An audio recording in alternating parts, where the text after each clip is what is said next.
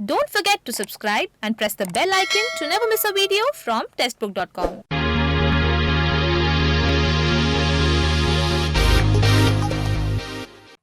नमस्कार दोस्तों, मैं सुमित और मैम आपका बहुत बहुत स्वागत है टेक्स्ट बुक सिलेक्ट में। मैं जानता हूँ आप में से कई सारे बच्चे जानते होंगे she is Kriti Raj ma'am. She is secured all India rank 106 in this UPSC CSE and she will be joining Indian administrative services. So ये आप में से कई सारे स्टूडेंट्स का ड्रीम पोस्ट है एंड इनफैक्ट साक्षात एक आपका एक आइडॉल आज आपके सामने टेक्स्ट बुक लेके आया है।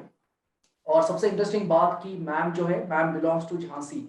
सो झांसी के रानी का जो लीगेसी है मैम आगे लेके जाने वाली है। So it's a pride moment for the entire Jhansi, not केवल मैम के फैमिली के लिए नहीं, और मैम टेक्स्ट बुक फैमिली भी बहुत फख्र महसूस करता है आपके ऊपर और जो सक्सेस आपने हासिल किया है उसके ऊपर।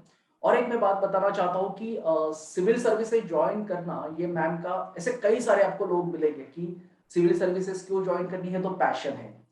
तो पैशन कई बार ना नाम के लिए हो जाता है, लेकिन मैम का वो सच में पैशन है। That's why I respect her a lot, क्योंकि मैम एक एनजीओ भी चलाती है। Ma'am is a BTech graduate, NGO plus पढ़ाई, और ये सारा जो एक वर्सेटाइल एक पर्सनैलिटी आज आपके सामने है। तो on behalf of all the students on text book family ma'am, मैं फिर से आपका बहुत स्वागत करता हूँ। और सबके जो कुछ क्वेश्चंस मेरे पास आए हैं उसको मैं आपसे पूछना चाहता हूँ। तो सबसे पहले तो बहुत बहुत congratulations for your grand success ma'am. Thank you so much and thank you for having me here. It's a pleasure कि मैं आपसे interact कर सकूं और आपके थ्रू इतने students तक पहुंच सकती हूँ। तो बहुत शुक्रिया opportunity देने के लिए। Yes ma'am, it's pleasure is all mine ma'am. तो मैम मैं शुरुआत करना चाहता हूँ आपके एजुकेशनल बैकग्राउंड के साथ कि क्या आप उसके बारे में कुछ बताना चाहेंगे? Sure. I was born and brought up in Jhansi itself, so all my initial schooling वो झांसी से हुई है। तो Saint Francis convent inter college से मैंने 10th किया था, जय एकेडमी से 12th किया और उसके बाद Bundelkhand institute of engineering and technology से सीएस में बीटेक किया था। During my BTech I was trying to explore कि करना क्या है। When I joined my BTech उस टाइम पे मुझे ये जरूर था कि कॉर्पोरेट में नहीं जाना है और जॉब नहीं लेनी है, बट एक्चुअली करना क्या है, पर्पस क्या है, I was trying to figure it out. तो मैं एक्सप्लोर करती थी, कभी मैंने गेट का सिलेबस उठा के चेक करा, मटेरियल कैसा है, क्या क्वेश्चंस हैं, क्या इसमें आगे क्या प्रोस्पेक्ट्स होते हैं। मैं कैट भी इसी तरह मैंने देखा थोड़ा टाइम की क्या होता है कैट में। और टुवर्ड्स द फाइनल ईयर मेरा इंटरेस्ट सिविल सर्विसेज की तरफ गया और जब मैंने सिलेबस लिया तो मुझे बहुत इंटरेस्टिंग लगा। एक तो सर्विसेज का जो कॉन्सेप्ट है, giving back to the society, वो मुझसे कनेक्ट हुआ। फिर बहुत डाइवर्सिटी है सर्विसेज में, आप इतने सेक्टर्स में वर्क कर सकते हो, health, education, women empowerment, financial inclusion. At the same time diversity in the job roles, आप फील्ड पे भी काम करते हो, आप स्टाफ रोल्स भी डॉन करते हो। तो all of that was pretty much to my liking and I thought कि ये चीज वो है जो करना चाहिए। इसका एक हायर पर्पस होता है, आप सर्व कर रहे हो, आप ह्यूमैनिटी के काफी क्लोज रह के उन्हें सर्व करते हो और इम्पैक्ट भी देखने को आपको मिलता है। तो that is the reason I started preparing for civil services. तो यही आपका एक मोटिवेशन भी था कि आपको आईएएस क्यों बनना है? जी बिल्कुल। That's great ma'am. तो मैम जैसे कि मैं जितना आपके बारे में जानता हूँ तो कृतिराज मैम को सेकंड पोजीशन कुछ होता है पता नहीं था। कृतिराज मैम थ्रू आउट टॉपर रही है और कोई भी एग्जाम उठा लो कृतिराज मैम ने उसमें जो है परफॉर्म किया ही किया है, और ये तो रिजल्ट अभी बयां करता है जो आपका रैंक आया है। तो मैम ये जो educational background, so now you are, ये बात तो अभी बच्चे समझ जाएंगे कि Kritiraj ma'am is a bright and the sharp student. तो जो हमारे जैसे एवरेज स्टूडेंट्स होते हैं या फिर ऐसे लाखों की संख्या में अपियर होते हैं, तो उनके लिए ये एजुकेशनल बैकग्राउंड मैटर करता है ma'am? I would say no, because जब मैं सिविल सर्विसेज में आई थी ये एग्जाम इतना लेवल प्लेइंग फील्ड प्रोवाइड करता है। फॉर एग्जाम्पल अगर मैं अपना एग्जाम्पल लूँ आपको, तो मैंने बीटेक कंप्यूटर साइंस में किया था। Computer science as an optional यहाँ अवेलेबल ही नहीं था। तो इवन एक एवरेज स्टूडेंट जो ह्यूमैनिटीज पढ़ के आ रहा है उसको मेरे ऊपर एडवांटेज है। I had to start from zero and prepare everything. सारे ही you know like the syllabus is vast, कितने सारे सब्जेक्ट्स होते हैं। तो आप किसी भी बैकग्राउंड से हो, आप एवरेज हो, इवन आई से कि मेरी भी अभी जैसे मार्कशीट आई है सिविल सर्विसेज में, to get a good rank आपको एक्सेल नहीं करना है किसी पर्टिकुलर सब्जेक्ट में। आप एवरेज अबव एवरेज अगर हर चीज में परफॉर्म कर रहे हो, कंसिस्टेंटली कर रहे हो across all the subjects, then you will make it to the list. तो मैम वो जो कहा जाता है कि जनरली एजुकेशन सिस्टम में you should not be a jack of all and master of none, तो यूपीएससी में क्या ये काम करेगा? You should be a jack of all but master of none.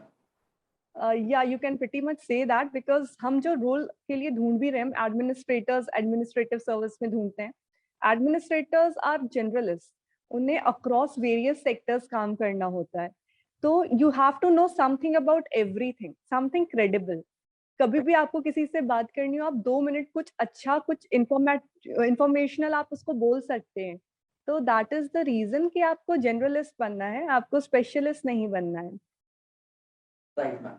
तो मैम एजुकेशनल बैकग्राउंड के बारे में तो आपने बता दिया। अभी बच्चे जब प्रिपरेशन को शुरुआत करते हैं तो काफ़ी मोटिवेटेड होते हैं, इंथुजियास्टिक होते हैं और बैलेंस नहीं कर पाते पढ़ाई को। तो मैम अगर कोई फ्रेशर स्टार्ट करना चाहता है प्रिपरेशन, तो टाइम अलोकेशन कैसा होना चाहिए? माने प्रीलिम्स को उसने कितना टाइम अलोकेट करना चाहिए और मेंस को कितना टाइम अलोकेट करना चाहिए?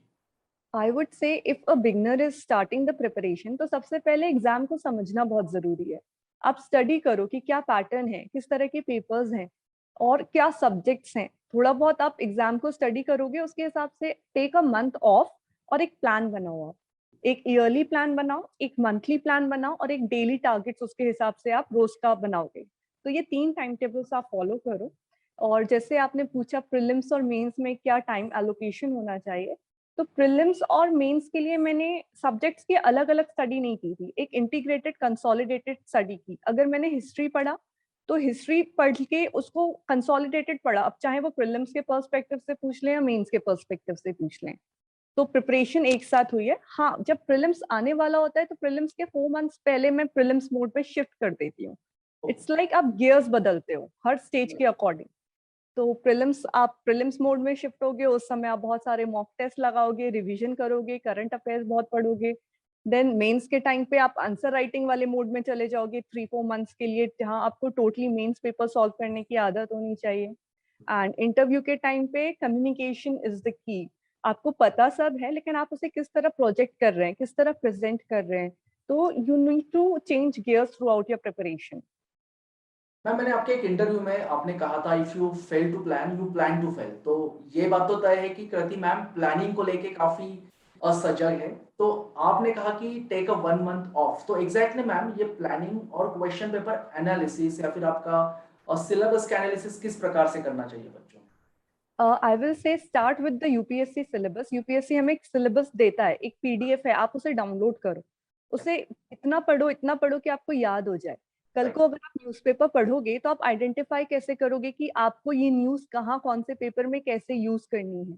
फिल्टर आउट करना मटेरियल बहुत जरूरी है, नहीं तो इंफॉर्मेशन का ओवरलोड हो जाएगा। राइट। सिर्फ उतना ही पढ़ना है और बहुत स्मार्टली पढ़ना है। हार्ड वर्क तो करना है बट स्मार्ट वर्क करना है। तो UPSC syllabus will be your guiding compass. उसके अलावा यूपीएससी के आप पास्ट ईयर पेपर्स उठाइए, आप वो देखिए। अगर आपको राइटिंग में प्रॉब्लम है, आप टॉपर्स कॉपीज खोल के देखिए कि ये लोग किस तरह से लिखते थे, तो मुझे किस तरह का स्टाइल डेवलप करना और कितना टाइम मुझे लगेगा। अपने वीकनेसेस और अपने स्ट्रेंथ्स को जानिए। I will say know thy self, that is the mantra. मैं अपने अकॉर्डिंग इस गेम को खेलूंगी। मेरे जो स्ट्रेंथ्स हैं और मेरे जो वीकनेसेस हैं, उनको लेके मुझे अपनी स्ट्रैटेजी बनानी होगी और उसको फॉलो करना है फिर। डियर एस्पायरेंट्स, हम मैम का टेलीग्राम चैनल भी डिस्क्रिप्शन बॉक्स में आपके साथ शेयर कर रहे हैं, मैम का Insta ID, YouTube channel.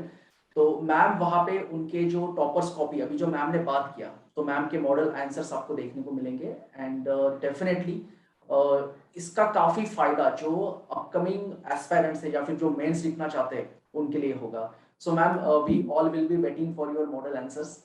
Sure, I will be uploading everything soon. मैंने वैसे भी वीडियोस बनाना और टेलीग्राम वगैरह पे अपलोड करना चीजें शुरू कर दिया है। And as soon as I get the time, तो मैं अपनी कॉपीज, अपना मटेरियल जो भी यूज किया है, नोट्स कैसे बनाए हैं, ये सारी चीजें, अपना पूरी स्ट्रैटेजी का ब्रेकअप मैं वहां अपलोड करूंगी, सो दैट जिन लोगों पे गाइडेंस मेंटर्स नहीं है या डिस्टेंस मोड में दूर से, आप रूरल बैकग्राउंड से या छोटे शहरों से हैं, आप ऑनलाइन सब एक्सेस कर सकते हैं। तो गाइज डोंट फॉरगेट कि डिस्क्रिप्शन बॉक्स में मैम का यूट्यूब चैनल और टेलीग्राम आईडी, सोशल आईडी वहां पे हमने मेंशन किए हैं and you can reach to ma'am and get benefit कि किस प्रकार से टॉपर्स लिखते हैं या फिर किस प्रकार की सोच उनकी होती है लिखते वक्त। और मैम ये जो आपने जिस इंटेंशन से आपने ये इनिशिएटिव शुरू किया है, so now we can say कि now India is going to be in a safe hands, क्योंकि जिस इंटेंशन से आप सर्विस में जा रहे हो कि आप सर्विस जाने से पहले, because I have seen ma'am की जो सिलेक्ट हुए हैं now they are in a fully celebration mode. लेकिन मैं देख रहा हूँ कि Kritiraj ma'am is taking some initiative कि रूरल बैकग्राउंड तक ये सारा स्टूडेंट्स को इंफॉर्मेशन कैसे पहुंचे। अभी लॉकडाउन में बच्चे दिल्ली नहीं आ सकते, कहीं और इलाहाबाद क्लास को नहीं जा सकते। तो मैम बहुत बहुत धन्यवाद आप सबका कि इस सोच के साथ आपने इनिशिएटिव शुरू किया है। एंड डेफिनेटली जो कुछ कैडर आपको मिलेगा, आपके डिस्ट्रिक्ट के लोग तो काफी मतलब मैं कहूँगा लकी रहेंगे, specifically students. Thank you sir, thank you for understanding the initiative.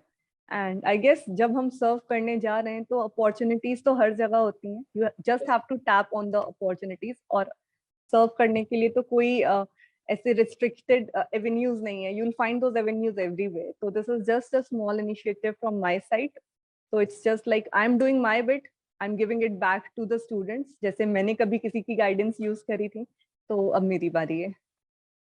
Ma'am personally आपने प्रीलिम्स के लिए कितने महीने अलोकेट किए थे और मेंस के लिए आपका पर्सनल स्ट्रेटेजी क्या था? मेरे टाइम पे क्या हुआ है, ये मैंने जो एग्जाम क्लियर किया ये कोविड साइकिल में हुआ था। तो initially prelims used to, the date was 31 May 2020, the declared date. तो मैंने जनवरी से स्टार्ट कर दिया था प्रीलिम्स की 5 मंथ्स। आई वाज थिंकिंग कि 5 मंथ्स विल बी इनफ, तो जिसमें मुझे रिवीजन करना था 2-3 बार स्टैटिक का। मैंने current affairs almost 6 to 7 times revise किया था इस बीच, पूरे अराउंड 1.5 ईयर्स का। और mock test I was solving, but covid struck in March 2020। और उसके बाद लॉकडाउन के बाद एग्जाम्स तो सस्पेंड हो ही गए थे, और कोई क्लैरिटी नहीं थी फर्स्ट वेव में हमें कि कब तक ये चलने वाला है, कब ये खत्म होगा। एग्जाम अचानक से डिक्लेयर हो गया 15 डेज में, तो you have to be in the exam mode. तो I was solving lots and lots of mock test. और इवन मई जून के करीब जब न्यू डेट्स डिक्लेयर हुई थी, जब अक्टूबर में शिफ्ट हो गया था, तो फिर आई न्यू कि आप इतना मोमेंटम 10 मंथ्स के लिए सस्टेन नहीं कर पाओगे, जनवरी से अक्टूबर तक। तो again I shifted my gears for 2-3 months, जहाँ पे मैंने थोड़ा इजी गोइंग करा। और क्योंकि प्रिपरेशन हो गई थी मेनली, तो इजी गोइंग करके उसको प्रैक्टिस किया। और फिर जैसे ही प्रीलिम्स आने वाला था, उससे 2 मंथ्स पहले फिर बहुत इंटेंसिव स्टडी की। तो इस तरह से करते करते मैंने अराउंड 100 मॉक टेस्ट सॉल्व कर लिए थे।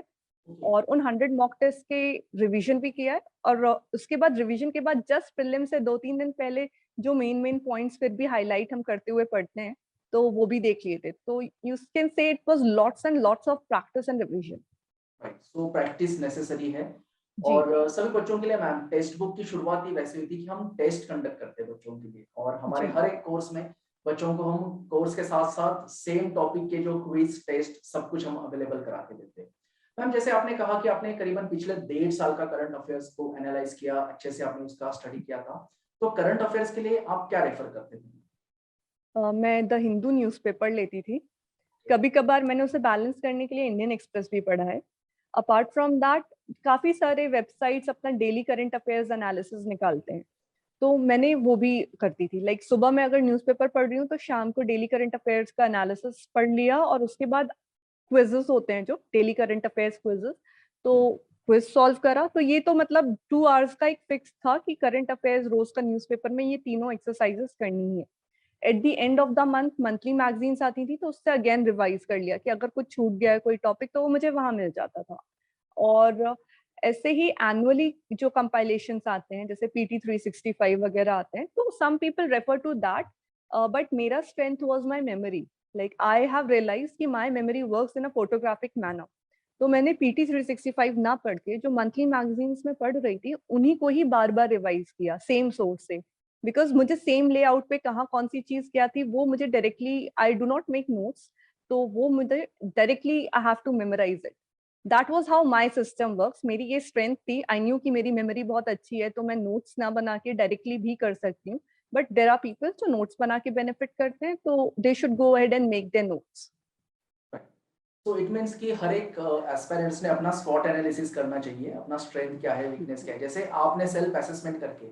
So it is not necessary कि कृतिराज मैम पिक्टोग्राफिकल मेमोरी का इस्तेमाल करके आईएएस बनी, तो हो सकता है हर कोई उसके साथ अडेप्टेबल ना हो। तो मैम जी बिल्कुल। जैसे अभी हम देखते हैं कि जो यूपीएससी का डायनामिज्म बढ़ते जा रहा है, माने आपने कहा कि आपने पिछले 1.5 साल का जो करंट अफेयर्स है बहुत सिंसियरली आपने किया था, तो मैम जनरल स्टडीज का जो स्टैटिक पार्ट है और जो करंट अफेयर्स का पार्ट है, उसका बैलेंस आपने कैसे किया था? ओके, देखिए, स्टैटिक पोर्शन तो आपको स्ट्रॉन्ग करना ही है। आई विल से मेक इट रॉक सॉलिड। अगर स्टैटिक से कोई क्वेश्चन आ रहा है तो मिस नहीं होना है। तो स्टैटिक को करने के लिए बहुत बेसिक सोर्सेज जो हैं, लिमिटेड सोर्सेज पढ़िए, उन्हें बहुत बार रिवाइज कीजिए। For example polity, Laxmikanth is sufficient, that one book has everything, but you have to revise it. I must have studied Laxmikanth 9 to 10 times, and even now if I take up that book I will find something new and something interesting. So develop that analysis. And for the dynamic portion, of course, current affairs, solving daily quizzes, answer writing practice, UPSC pass papers, आप ये सब जब देखते हुए चलते हो तो आपको एक पैटर्न दिखने लगता है कि यूपीएससी किस पैटर्न पे पूछ रहा है। और आपका जो डे है ना वो भी डिवाइडेड होना चाहिए। आई विल से never leave out static and dynamic, like आज सिर्फ स्टैटिक करना है या इस हफ्ते सिर्फ डायनेमिक करना है। क्लब करके दोनों को, सो दैट अगर आप एक चीज से स्ट्रेस आउट हो रहे हो, आप पढ़ते पढ़ते थक गए हो, तो it will be very fresh अगर आप स्टैटिक के बाद फिर आप थोड़ी देर डायनेमिक पढ़ लो कुछ। क्विजेस वगैरह तो आप जैसे normally instead of playing games on mobile, like I do not have any games on my mobile, I used to solve these quizzes. I used to download some apps जहाँ पे आपको maps वगैरह world geography के ऐसे solve करने होते हैं। So, you know, through all these activities, even when I was not studying, I was consolidating my preparation. So that helped. Okay, so now we realize why Krati Raj ma'am took 1 month period for the strategy, क्योंकि आपने कहा था शुरुआत में कि question paper और syllabus का analysis सही से हो तभी आप कोरिलेट कर पाओगे कि द हिंदू का जो आर्टिकल है ये आपके जीएस के कौन से स्टैटिक पोर्शन के साथ मैच करता है। सो ये एनालिसिस को लेके मैं कई बार क्लास में, मैं और मेरे कलीग्स हम कहते हैं कि आपका एनालिसिस स्ट्रांग होना चाहिए, लेकिन अभी आज आपकी बात सुन के बच्चे ज्यादा सिंसियरली अभी एनालिसिस करना शुरू करेंगे मैम। तो मैम प्रीलिम्स के लिए कोई स्पेसिफिक स्ट्रेटेजी आपका था क्या? प्रीलिम्स के लिए specifically if we talk about, तो आई वुड से प्रीलिम्स के लिए मैंने स्टैटिक तो एज आई टोल्ड यू कि मैंने बहुत सॉलिड रखा था। स्टैटिक से कोई क्वेश्चन आएगा तो मिस नहीं होगा। And for prelims you have to solve lots of mock tests, because even though you have the knowledge, but then question paper में किस तरह से पूछे जाते हैं, कुछ टेक्निक्स होती हैं, तो वो मॉक टेस्ट के थ्रू डेवलप होती है। तो व्हेन आई वाज प्रैक्टिसिंग, मैंने ये 100 टेस्ट पेपर सॉल्व किए, तो मैं पेपर्स को सॉल्व करने का एक तरीका बना लिया था जिससे कि उन 2 घंटों में मेरे मैक्सिमम मार्क्स जनरेट होते थे। I have also shared the strategy on my YouTube video, but then I will just repeat it in short here. मैं पेपर को 3 रन्स में सॉल्व करती थी। पहले श्योर वाले क्वेश्चंस, फिर जहाँ पे मैंने एलिमिनेट कर दिए और 2 में से मुझे डाउट है, एंड देन द वंस जहाँ पे मुझे एक आधी ऑप्शन का आइडिया है या जस्ट बिकॉज मुझे गट फीलिंग आ रही है किसी चीज को, तो आई न्यू कि मुझे किस टाइप के कितने क्वेश्चंस करने हैं। एंड सबका अपना अपना एक फिगर होगा, वो भी आप जब मॉक टेस्ट सॉल्व करोगे तो उससे आपको अपना पैटर्न पता चलेगा। जैसे मेरा 85 प्लस पे यूजुअली मैं पीक करती थी, 85 प्लस क्वेश्चंस करती थी, तो नेगेटिव्स इतने नहीं जाते थे, बट पॉजिटिव स्कोर इतना हो जाता था कि आप कट ऑफ क्लियर कर लोगे। तो 85 वाज माय थिंग। किसी के लिए 85 विल बी टू हाई कि उसका नेगेटिव जा रहा है, किसी के लिए ऐसा भी होता है कि 60 किया है और 60 में एक्यूरेसी इतनी अच्छी है कि एनीवे आपका 110 प्लस चला जाता है। तो कोशिश कीजिए कि यूपीएससी का जो भी कट ऑफ चल रहा है उससे 20 मार्क्स आप एक्स्ट्रा निकाल के चले, एक मार्जिन लेके चले। तो that was what I did differently in prelims, apart from the hard work, smart work, it worked for me. Right, so ma'am ये स्टूडेंट टू स्टूडेंट वेरी होगा कि नॉट नेसेसरीली कि ये 80 होना चाहिए या फिर 85 ही होना चाहिए। जी जी बिल्कुल, ये अपने इंडिविजुअल प्रिपरेशन के अनुसार हम डिसीजन ले सकते हैं। बिल्कुल। कृति मैम, हम जानना चाहेंगे आपका ऑप्शनल कौन सा था और आपने ऑप्शनल चूज करने के पीछे आपने क्या एनालिसिस किया था? Okay, my optional was public administration, and the reason I chose public administration was कि मेरा ग्रेजुएशन का जो सब्जेक्ट था कंप्यूटर साइंस, वो यहाँ ऑप्शनल लिस्ट में अवेलेबल नहीं होता है। तो मुझे कुछ ना कुछ स्क्रैच से एकदम जीरो से स्टार्ट करना था। तो मैंने कुछ 2-4 सब्जेक्ट्स जो मुझे इंटरेस्टिंग लगते हैं, जैसे ज्योग्राफी, सोशियोलॉजी, पब्लिक एडमिनिस्ट्रेशन, इन सब के सिलेबस डाउनलोड करे। I went through the syllabus, फिर इनके पास्ट ईयर क्वेश्चन पेपर्स देखे, फिर थोड़ा देखा कि मटेरियल किसमें इजीली अवेलेबल है, क्योंकि मोस्टली मैं थोड़ा डिस्टेंस मोड पे ही प्रिपेयर कर रही थी। तो मटेरियल किसमें अच्छा है, किसमें क्या स्ट्रेंथ्स हैं। जैसे ज्योग्राफी में you need to be very good with maps, public administration में राइटिंग स्किल्स अपडेटेड होना पड़ता है स्कीम्स वगैरह से। देन ऑल्सो आई थॉट कि पब्लिक एडमिनिस्ट्रेशन लेने से मेरा जीएस के साथ काफी ओवरलैप होता है। जैसे जीएस पेपर 2 में, पेपर में जो गवर्नेंस वाला पार्ट होता है जहाँ हम schemes and NGOs and this and that बात करते हैं, वो मैं पबैट से कवर कर सकती थी। इवन पेपर 4 में एथिक्स में देयर इज अ सेक्शन जो पब्लिक पबैट में पब्लिक ऑर्गेनाइजेशन में हम वैल्यूज की बातें करते हैं, like integrity, we are talking about corruption. तो all these things can be done through public administration. हम वहाँ कौटिल्य पढ़ रहे हैं, you can apply Kautilya in ethics paper as well. तो क्रॉस लिंकेजेस डेवलप हो रहे थे एंड आई थॉट कि एक जगह एफर्ट करने से मेरे कुछ कुछ सब्जेक्ट्स में बाकी स्ट्रेंथ्स भी डेवलप हो रही हैं and I think it actually helped me. तो इसलिए ये सारे फैक्टर्स को देखते हुए मैंने पबैट चूज किया। बट फॉरमोस्ट आप इंटरेस्ट रखिए, अगर आपको किसी सब्जेक्ट में इंटरेस्ट है तभी आप सस्टेन कर पाएंगे। तो नॉट गो बाय कि टॉपर ने क्या लिया है या कृति ने बोल दिया है तो पबैट ही लेना है। तो that doesn't matter, trends don't matter. Like market में ये भी चलता है कि ये सब्जेक्ट का ट्रेंड चल रहा है तो अभी यही ले लो, अभी एंथ्रो चल रहा है तो सब एंथ्रो ले लो या पॉलिटिकल साइंस ले लो। Trends won't matter because trends are so unpredictable. You have to very confident कि अगर एक सिलेक्शन भी हो रहा है तो वो आपकी प्रिपरेशन इतनी स्ट्रांग होनी चाहिए कि वो आपका हो। Exactly ma'am. तो मैम ये आपने इंटरलिंकिंग जो किया, इसका मतलब ये आपका एक इंडिविजुअल एनालिसिस था। और आपने मैम दो विषय यहाँ पे नमूद किए, एक था स्कीम्स। तो मैम स्कीम्स के लिए, पॉलिसीज के लिए आपने योजना कुरुक्षेत्र को डेडिकेटेडली मतलब एवरी मंथ पीरियोडिकल्स आपने रेफर किए या उसका कुछ कंपाइलेशन आपने रेफर किया था? स्कीम्स के लिए आई वुड से इनिशियली मैं अपनी प्रिपरेशन में योजना पढ़ती थी। इवन कुरुक्षेत्र के कुछ सिलेक्टेड आर्टिकल्स टेलीग्राम ग्रुप्स वगैरह में आ जाते हैं। मैंने स्पेसिफिकली बुक उठा के नहीं पढ़ा है, बहुत स्मार्टली कि कौन सा आर्टिकल सिलेक्ट करके अगर कोई मेंटर आपको दे रहा है तो वही ले लिया और उसको समराइज करके 2-3 लाइंस में आप रख लो। कोई केस स्टडी है तो उसे 2-3 लाइंस में आप रख लो। तो वैसे करा था।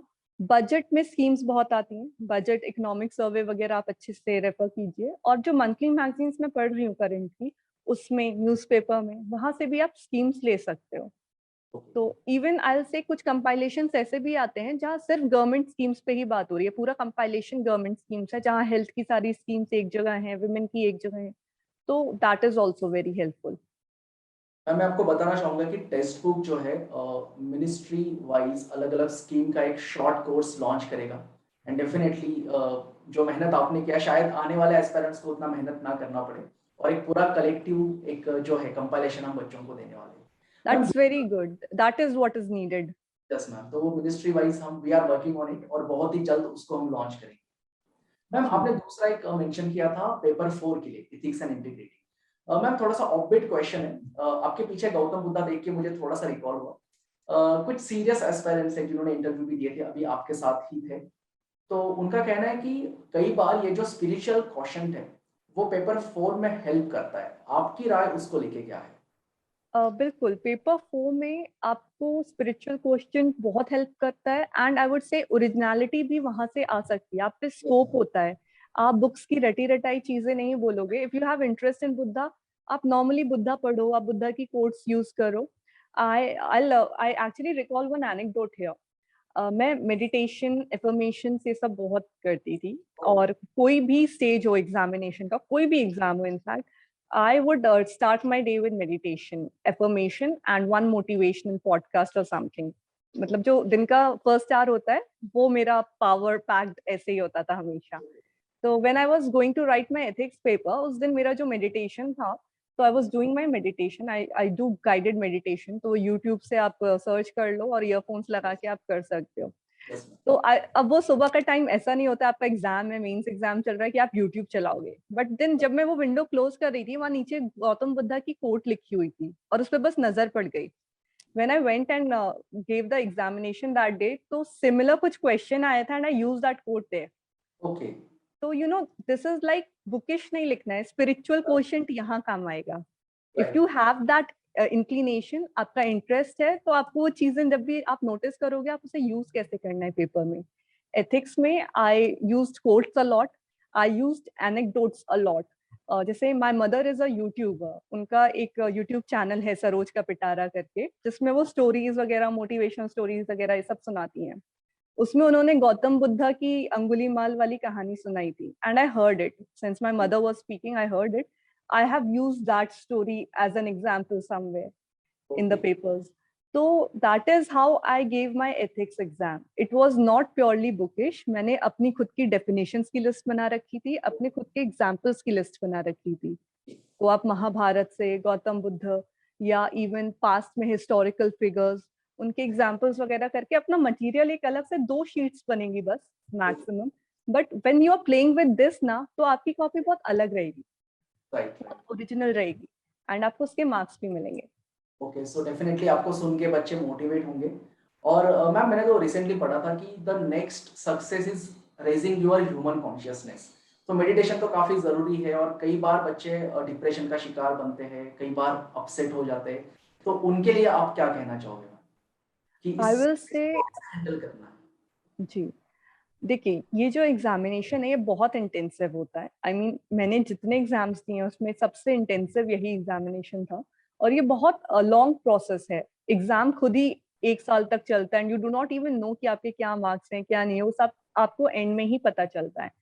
तो keep your why very strong. Why do you want to join this? अगर आपका वाई स्ट्रॉन्ग होगा, then no matter what obstacles are coming, no matter आपका कितना फेलियर्स हो रहा है, आप कितने फ्रस्ट्रेट हो रहे हो, you will figure it out. आप हाउ वाला पार्ट फिगर आउट कर लोगे अगर आपका वाई स्ट्रॉन्ग है. Another thing like motivation, meditation, ये सारी चीजों ने मुझे हेल्प किया. ऑल्सो मेरी preparation journey was not all about study study study. ऐसा नहीं था कि एक कमरे में बंद होकर किताबों के साथ आप पढ़ रहे हो.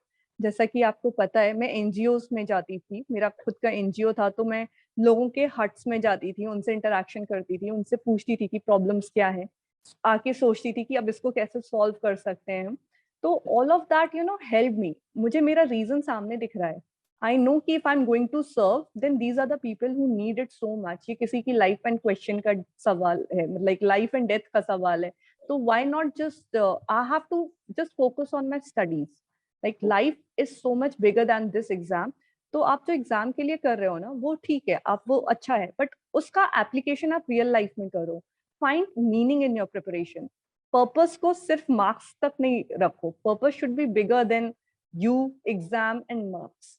Right. So when you serve, when you volunteer, like especially for me, the NGO experience was such a power booster, because when I was going there, when I was looking at people, when I was trying to solve their problems, तो वहां से आपको बहुत boost मिलता है. You feel so good कि आप किसी की हेल्प कर पा रहे हो किसी तरह से. तो वो डिप्रेशन या मतलब अपना प्रिपरेशन का फ्रस्ट्रेशन बहुत स्मॉल लगता है इन चीजों के सामने. तो ट्राई एंड मेडिटेशन करिए, वॉलंटियर कीजिए, कुछ 1-2 हॉबीज, स्पोर्ट्स, ये सब भी पिक कर सकते हैं. यूपीएससी के अलावा थोड़ा नॉन यूपीएससी लाइफ भी होना चाहिए. 1 और 2 आवर्स के लिए ही सही है everyday, but get out of the UPSC mode and live a normal life.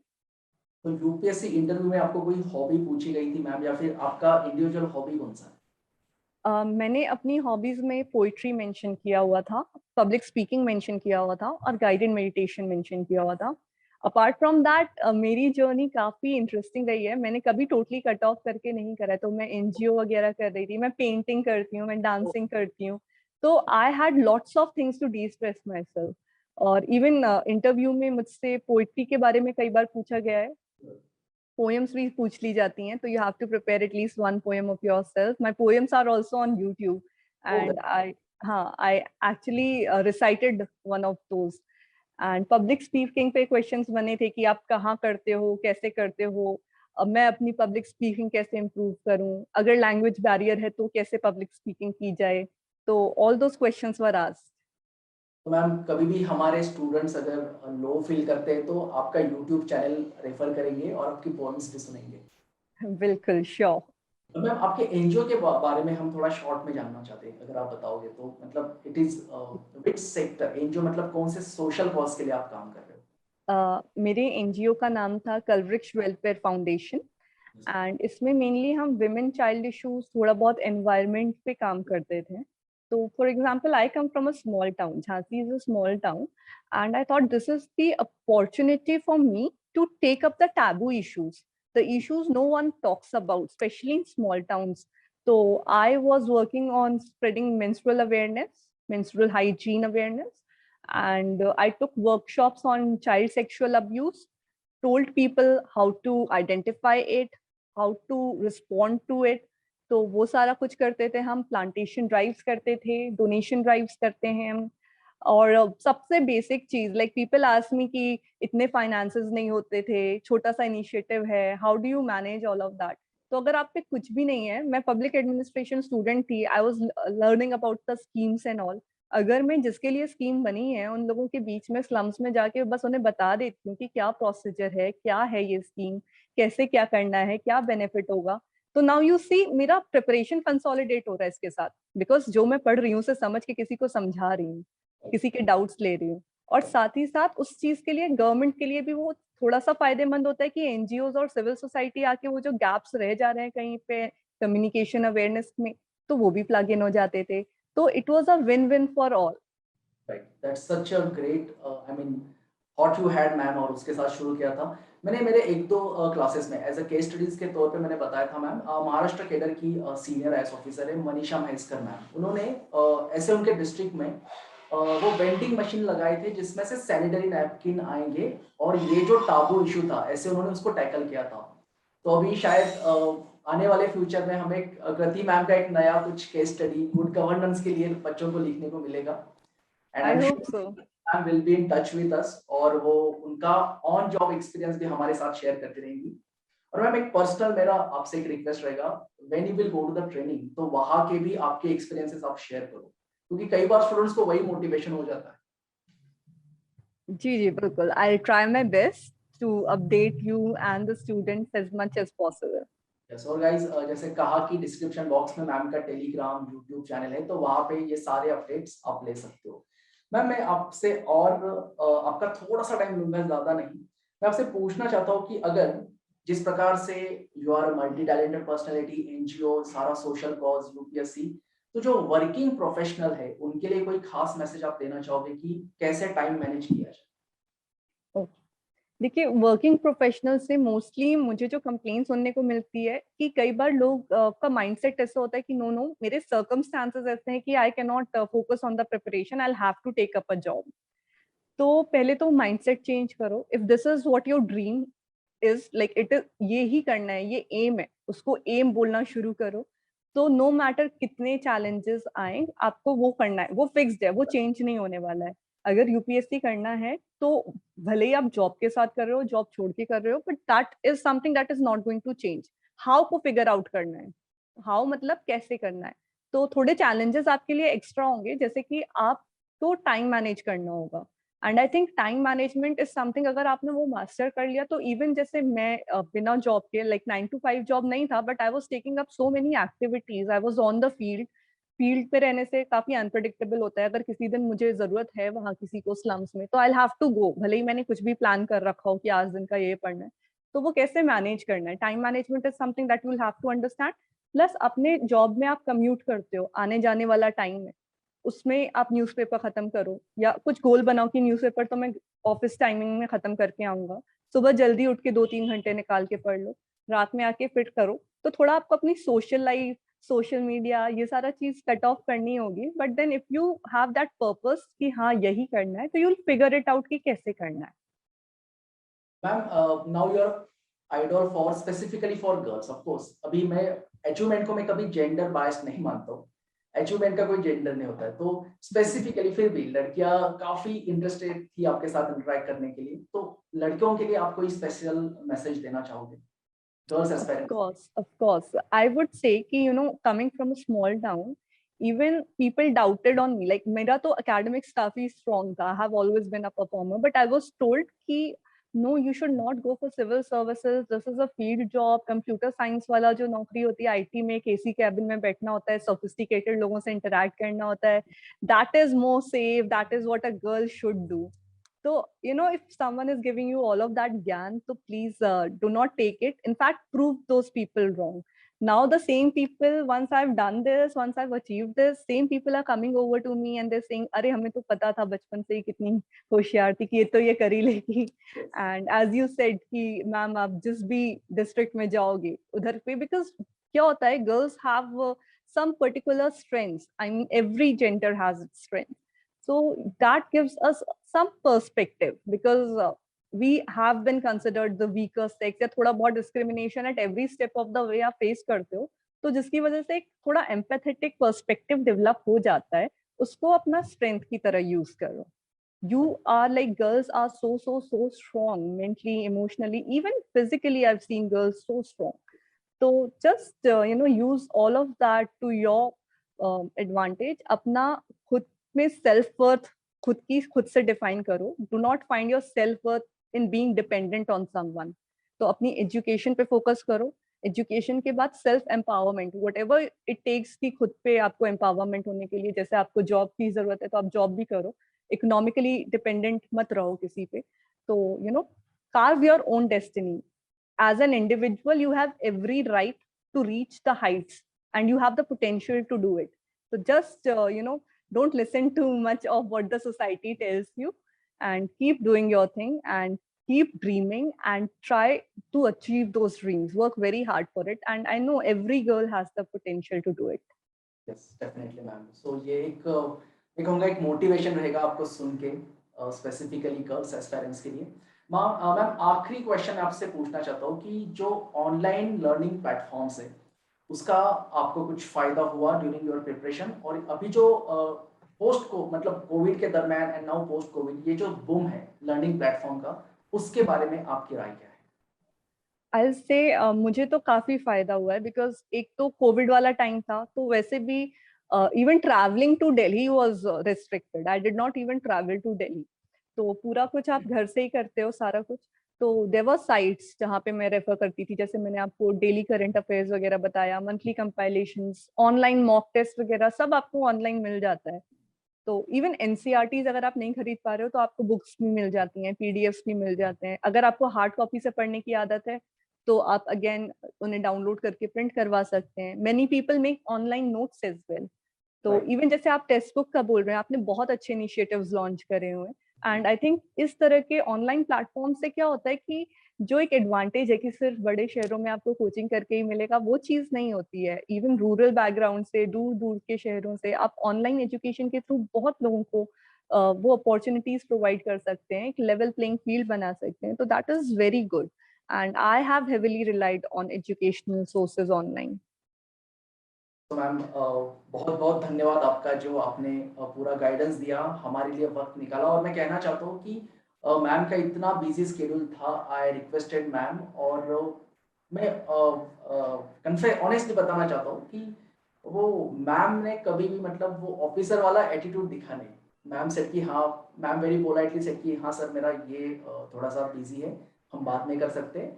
Somehow I requested ma'am. In fact मेरा एक स्केड्यूल था क्लास का, तो मैम ने उस पे भी कोऑपरेट किया. And thank you so much ma'am कि आपने थोड़ा सा आपका टाइम जो है एक्सटेंड कर दिया हमने इस सेशन के दरम्यान, और जो कुछ वक्त दिया उसके लिए. So thanks a lot ma'am, thank you so much. And from और एंटायर टेक्स्ट बुक फैमिली बहुत बहुत शुक्रिया, और आपके लिए आपके फ्यूचर जर्नी के लिए बहुत बहुत शुभकामनाएं. Thank you so much and take care. Thank you so much. It was really nice being here. Thank you for having me, and I hope मेरी जर्नी या मेरी इस टॉक से किसी को थोड़ा सा भी मोटिवेशन अगर मिलता है, कुछ हेल्प होती है, कुछ गाइडेंस मिलती है, तो my purpose is served. Definitely ma'am, definitely होगा. और आपको हमारे बच्चे टेलीग्राम पे मैसेज करके उनका फीडबैक भी जरूर बताएं. या बिल्कुल. तो ma'am thank you so much, और आशा करते हैं कि फिर से एक बार आपसे मुलाकात होगी हमारी. जी, लेट्स होप फॉर दैट. या thank you ma'am, thank you so much.